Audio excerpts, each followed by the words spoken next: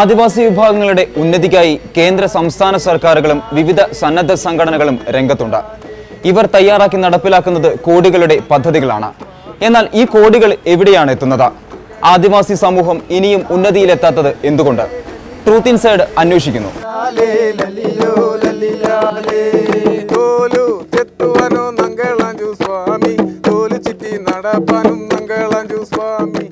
ഒരു സാധനം കിട്ടാനുള്ളതൊന്നും കിട്ടിയിട്ടില്ല. ഇങ്ങനെ വരുന്നുണ്ട്, പറയുന്നുണ്ട്, കിട്ടിയിട്ടില്ല. ആ സാധനം നമുക്ക് കൊടുക്കേണ്ട കോളനിയിൽ കൊടുക്കേണ്ട സാധനമൊന്നും ഇവിടെ എത്തിയിട്ടുമില്ല, കൊടുത്തിട്ടുമില്ല. കൊടുക്കണ്ടെന്ന് പറയുന്നുണ്ട്, കൊടുക്കുന്നില്ല.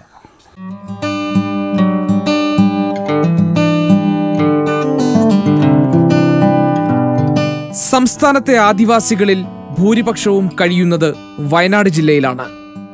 എന്നാൽ സാമൂഹ്യക്ഷേമ പ്രവർത്തനത്തിൽ കേരളത്തെ മാതൃകയായി ഉയർത്തിക്കാട്ടുമ്പോഴും മറ്റെവിടെയും എന്ന പോലെ വയനാട്ടിലെ ഗോത്രവർഗ ജീവിതവും ദുരിതപൂർണമാണ്.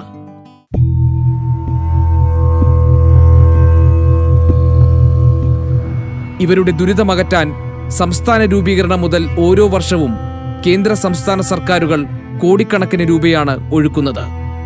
എന്നാൽ ആദിവാസികളുടെ ജീവിത സാഹചര്യങ്ങളിൽ കാര്യമായ ഒരു പുരോഗതിയും ഉണ്ടായിട്ടില്ല.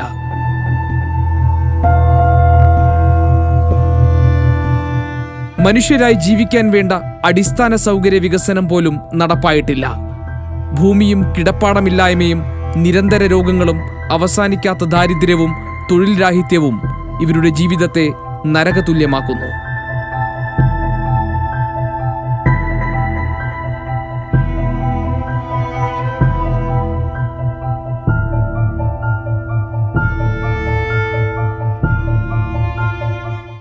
പോഷകാഹാരക്കുറവും ശിശുമരണങ്ങളുമെല്ലാം കോളനികളിൽ ഇപ്പോഴുമുണ്ട്.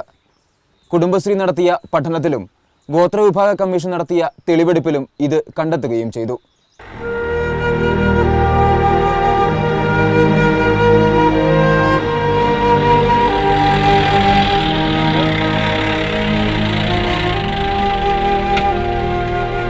വയനാട്ടിലെ ആദിവാസികളിൽ ഏറ്റവും പിന്നാക്കാവസ്ഥയിൽ കഴിയുന്ന പണിയ വിഭാഗങ്ങൾക്കായി സംസ്ഥാന സർക്കാർ പുതിയ പദ്ധതി നടപ്പാക്കുന്നുണ്ട്. സംസ്ഥാനത്തെ 100 പണിയ കോളനികളെ ദത്തെടുക്കുന്നു. കുടുംബശ്രീ വഴി ട്രൈബൽ പ്രൊമോട്ടർമാരെ ഉപയോഗിച്ച് പഠനം നടത്തിയ ശേഷമാണ് ഇവർക്കാവശ്യമായ പദ്ധതികൾ തയ്യാറാക്കുക.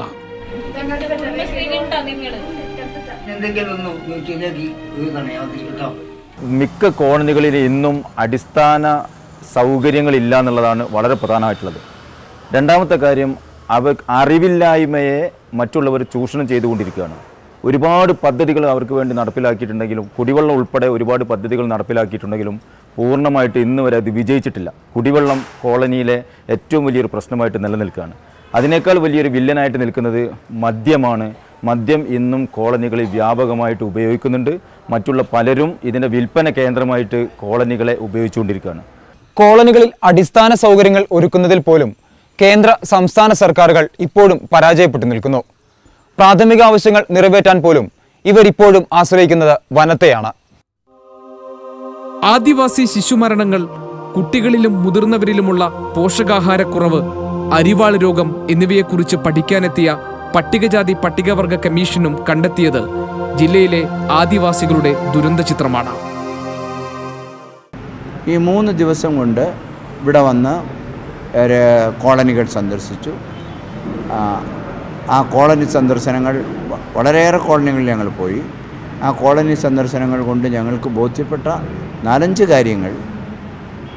അടിസ്ഥാന സൗകര്യങ്ങളില്ലാത്തവയാണ് വീടുകളിൽ പലതും. എല്ലാ വീടുകളും. ഏറ്റവും പ്രധാനമായി തോന്നിയത് കുടിവെള്ളമില്ലാത്ത. എല്ലാ ആഴ്ചയിലും എല്ലാ ദിവസങ്ങളിലും കുടിവെള്ളം കിട്ടുന്ന കോളനികൾ വളരെ ദുർലഭമാണ്. അത് കിട്ടുന്ന കുടിവെള്ളം ശുദ്ധജലമല്ല എന്നുള്ളതാണ് മറ്റൊന്ന്. പിന്നെ ഈ കോളനികളിൽ 12 വീടുള്ള കോളനികളിൽ 24 കുടുംബങ്ങൾ ജീവിക്കുന്നു. വ്യാപക മദ്യപാനമാണ് ആദിവാസികളെ അലട്ടുന്ന മറ്റൊരു പ്രശ്നം. കോളനികളിൽ ഒഴുകുന്ന മദ്യവും ലഹരി വസ്തുക്കളും ഇവരുടെ ആരോഗ്യവും ജീവിതവും തകർക്കുന്നു. യുവാക്കളാണ് ലഹരിക്കടിമപ്പെട്ടവരിൽ ഏറെയും. ക്യാൻസർ പോലുള്ള മാരക രോഗങ്ങൾ വ്യാപിക്കുന്നത് തലമുറകളുടെ വേരറക്കുന്നതാണ്.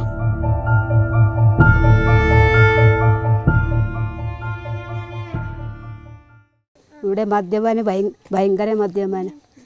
കുടിക്കാത്തവരുടെ ഒരു 2-3 ഉണ്ടായാലും അത് അവനൊക്കെ പറഞ്ഞ് ശ്രമിച്ചുകൊണ്ട് കുടിപ്പിക്കലുണ്ട്.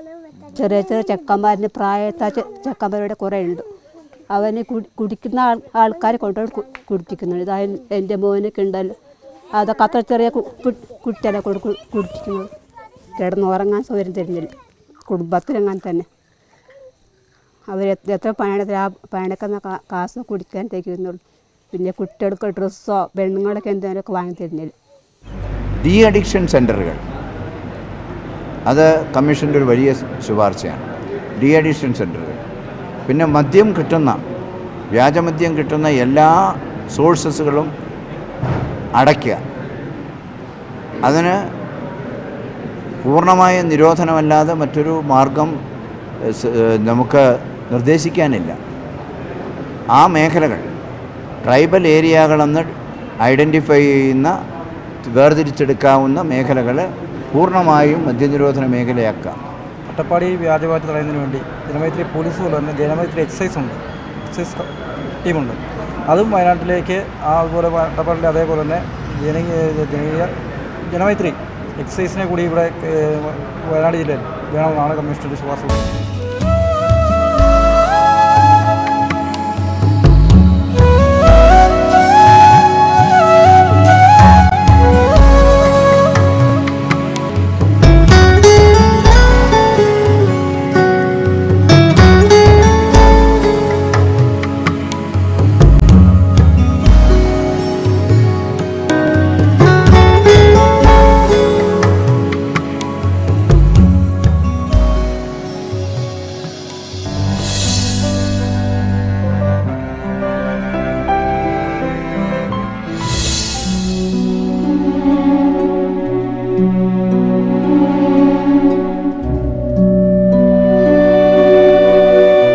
കൃഷി ചെയ്ത് ജീവിക്കാൻ ഭൂമി, വാസയോഗ്യമായ വീട്, കുടിവെള്ളം, വൈദ്യുതി, റോഡ്, വിദ്യാഭ്യാസം ഇവയെല്ലാം വയനാട്ടിലെ ആദിവാസികൾക്ക് അപ്രാപ്യമായി തുടരുന്നു.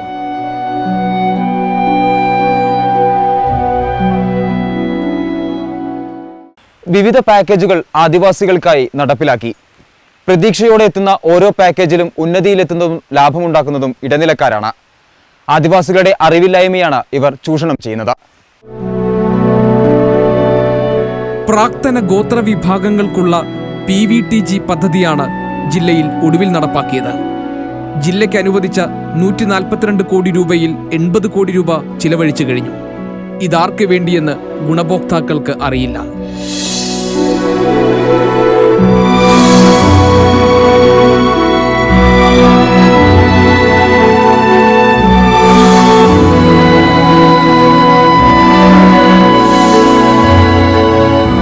വയനാട് ജില്ലയിൽ നോക്കുമ്പോൾ കാട്ടുനായ്ക്ക വിഭാഗക്കാർ ഏകദേശം 5 സമുദായക്കാർക്കായിട്ട് കൊണ്ടുവന്ന പാക്കേജ് പദ്ധതി എന്ന് വെച്ചാൽ 148 കോടി 5 രൂപ കൊണ്ടുവന്നു. കാട്ടുനായ്ക്ക വിഭാഗക്കാരാണ് വയനാട് ജില്ലയിൽ കൂടുതലുള്ളത്. അപ്പോൾ ഈ വയനാട് ജില്ലയിലുള്ള കാട്ടുനായ്ക്കർക്കായിട്ട് കൊണ്ടുവന്ന സംഭവത്തിൽ ഏകദേശം ഒരു 80 കോടി രൂപയോളം ഇപ്പോൾ തീർത്ത് കഴിഞ്ഞു. പക്ഷേ കാട്ടനായക്കർക്ക് കിട്ടിയതോ 7 മാസത്തെ ഭക്ഷ്യധാന്യ വിതരണം. വീട് കിട്ടിയത് ആ കൽപ്പറ്റ സെക്ടറിൽ മാത്രമായിട്ട് വീട് കിട്ടിയിട്ടുള്ളത് 110 കുടുംബങ്ങൾക്ക്. ഈ 110 കുടുംബങ്ങൾക്ക് വീട് കിട്ടിയെന്ന് പറഞ്ഞിട്ട് എന്താണ് കാര്യം? വീട് 3/4 ഭാഗം പണിയിൽ നിൽക്കുന്നുണ്ട്. ചിലത് 1/4% പണിയിൽ തറയോടുകൂടെ നിൽക്കുന്ന വീടുകളുണ്ട്. വീടുകളുടെ അവസ്ഥയാണ് പരമദയനീയം. വിവിധ പദ്ധതികൾ പ്രകാരം ലഭിക്കുന്ന വീടുകളിൽ ഭൂരിഭാഗവും പൂർത്തിയാകാതെ കിടക്കുന്നു. കരാറുകാരുടെ അഴിമതിയാണ് പ്രധാന കാരണം. നിർമ്മാണം പൂർത്തീകരിക്കാതെ ഫണ്ട് മുഴുവൻ വാങ്ങിയെടുത്ത് കരാറുകാർ കടന്നുകളയും. ഇതിന് ജനപ്രതിനിധികളുടെയും ഉദ്യോഗസ്ഥരുടെയും ഒത്താശയുമുണ്ട്.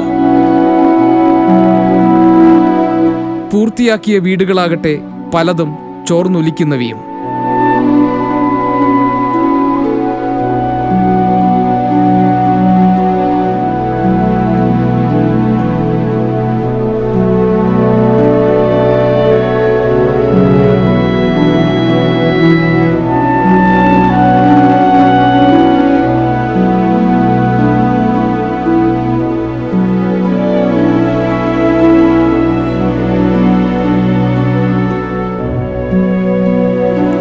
ഇപ്പോൾ ഞങ്ങൾ വീട് കെട്ടുന്നുണ്ട്.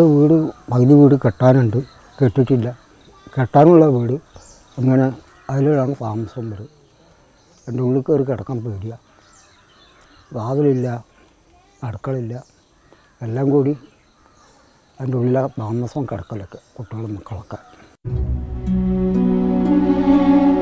രോഗം വന്ന് കിടപ്പായാൽ തിരിഞ്ഞു നോക്കാൻ പോലും ആരുമില്ല. പട്ടികജാതി പട്ടികവർഗ വികസന വകുപ്പോ ആരോഗ്യവകുപ്പോ കോളനിവാസികളെ ശ്രദ്ധിക്കാറില്ല.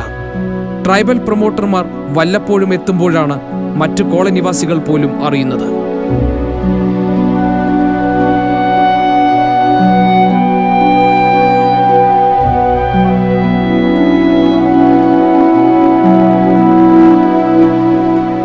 ഇപ്പോൾ 2 മാസം മുൻപ് ഈ കോളനിയിൽ ഒരു സ്ത്രീ മരിച്ചു പോയി. കാളി എന്ന് പറഞ്ഞൊരു സ്ത്രീ മരിച്ചു. ഒരു കുട്ടി അറിഞ്ഞിട്ടില്ല.